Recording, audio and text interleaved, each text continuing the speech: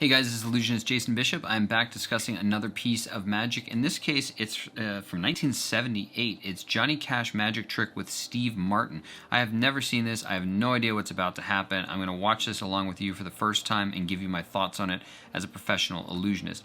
Again, I am a professional illusionist. I've performed all over the world. I started originally in the Poconos and Catskills, and then I moved on to colleges, and then I did theaters across the United States. I've also done 2 successful runs in New York City, and now in between shows, working on magic, and traveling, I pull up videos like this online, I watch them, and I give you guys my thoughts on them as a professional illusionist. So let's get right into this. Again, it is Johnny Cash and Steve Martin card trick from 1978. Let's take a look at this. Here we go. Ladies and gentlemen, Steve Martin.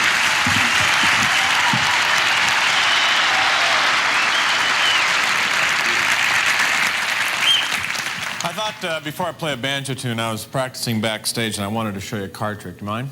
Oh, okay, go ahead. Okay, just Real quick, some of you know, some of you don't. Steve Martin originally started as a magician. He was from Waco, Texas, and then I think his family moved to the LA area, and so he worked at Disneyland. That's the first one, right? Disney World's the one in Florida. Disneyland, and he learned more magic there, and now he's like writes plays and movies. I mean, the guy's super talented, but started as a magician, became a comedian, also played banjo very well, and has this sort of eclectic combination of things. So we're going to watch him do this. It's some sort of card trick, I guess, but I thought I'd give you that quick history lesson. And obviously Johnny Cash is, you know, really well-known, awesome singer. So here we go. think of any card you want, and don't tell anyone what it is. Just concentrate on it, okay? Got it? All right, here we go. 6 of clubs, right? You're right, 6 of clubs. That's great. Thank you.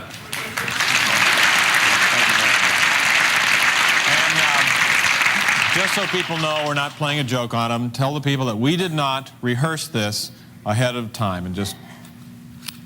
But Steve, we did plan it ahead of time. I did have knowledge of the card. You know, Johnny, you're not supposed to tell them that. I mean, this is a magic trick. I mean, I look like an idiot out here. It would have been great, and now they know. I can't lie to the people. Johnny, it's not lying. In rehearsal, you said that you would say that we did not rehearse the trick. Now, this makes me look bad. But you said it with such force, Steve. It was different from rehearsal. I would really have to lie if I said it out here. Rehearsal was different. Well, so what if you have to lie?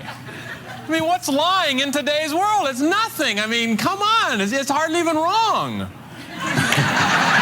Steve, it's a Christmas show, and don't you think it would be a terrible example for my little 8-year-old boy to hear me lie on television? I mean, why don't you just play the banjo, okay? No, I'm not going to play the banjo until you tell these people that we did not plan that trick ahead of time. I'm looking bad out here. I can't do that.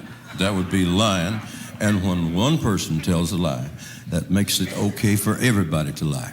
No, it doesn't. Not in a magic trick. Now, look, I am not going to play the banjo until you tell these people that we did not prearrange that magic trick. Now, go on.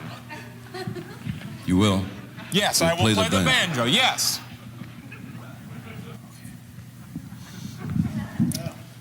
We didn't prearrange the magic trick. Okay. Okay, Steve? Okay, play the banjo? No, you lied.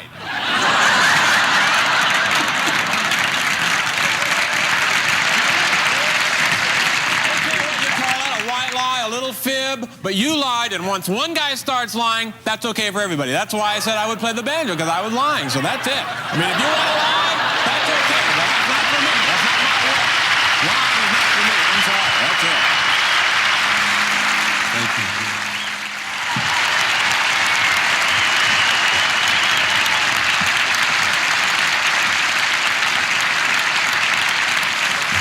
Well, listen, you guys want to do a song?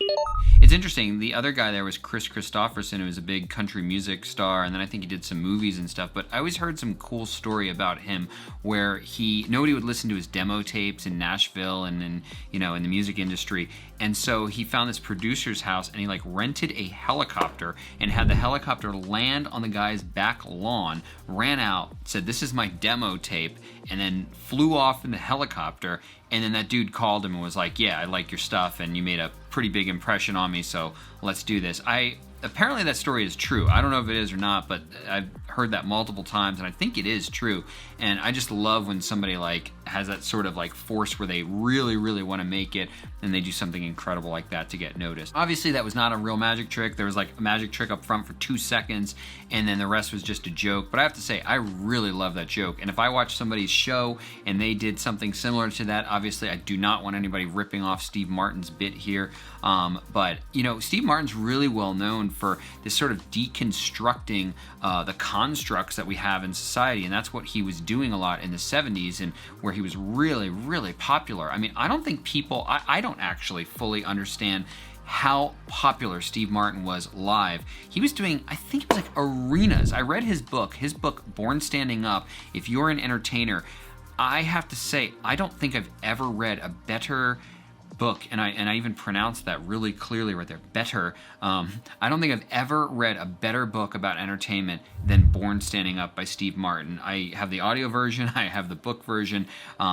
It is such a great book. Run out today, get it at the library, buy it, rent it, whatever you have to do, borrow it from somebody. Read that book. It is such a great book. I've never heard anybody in entertainment who has read that book and didn't say almost what I'm saying now, that it is one of the best books they've ever read in entertainment. So fantastic book. You know, he just did this thing where he would deconstruct these constructs from society in his show, and that's what he really did there. He's showing you behind the scenes, and it's kind of absurd, and he eventually gets Johnny Cash to lie to them, but there's really no point by that because we already know that this was all set up behind the scenes. So kind of heady, interesting, funny, silly. What a weird, interesting combination.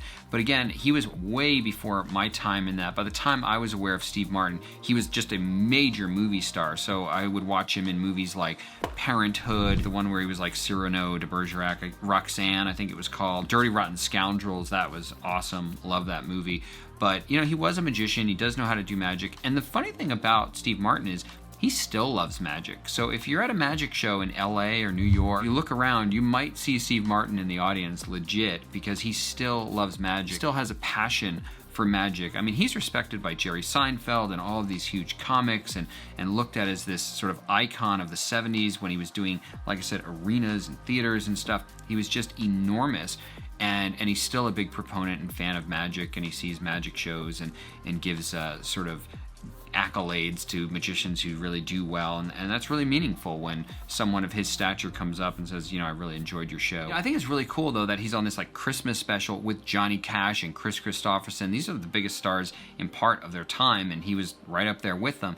But he could integrate a magic trick, in this case it was a joke magic trick, with these big celebrities though, and it's just really neat to be able to integrate that and have them play along and just go right on par with them in this special. I think that's a really neat application of magic, or the premise of magic. So really funny. I definitely enjoyed it. I think I've seen him do a little bit of magic. He was on the Ed Sullivan Show, actually, and he did some magic on there, and some of it was legit, and a lot of it was jokey. And I think I see a clip of it here on the side, so I'll save that to my stuff to review in the future, because I remember seeing that years ago on like Nick at Night or something, and he was really good. He was really funny, and he was deconstructing the constructs of a magic show in part, actually, as I recall when I think about it. So anyway, I'll try to review that someday, but this was fun. I'm glad I got to watch it. I always say that I'm glad I got to watch it, but I really am. It was good. So I hope you guys enjoyed this. Again, if you'd like to learn magic or you need some new magic tricks, there's a link below to Vanishing Ink. This is an online magic store for beginner, intermediate, and advanced magicians as well. This is an affiliate link, so if you do get anything from there, it does help out our channel a little bit, and I really, really appreciate that. Although, please do not feel compelled to do that. If you're going to get something, great. If not, then don't worry about it. If you like this video though, please help out and destroy the like button. If you'd like to see more videos, then hit subscribe and hit the bell if you'd like to get notified. Thank you guys so much for watching this, and we will see you in the next one.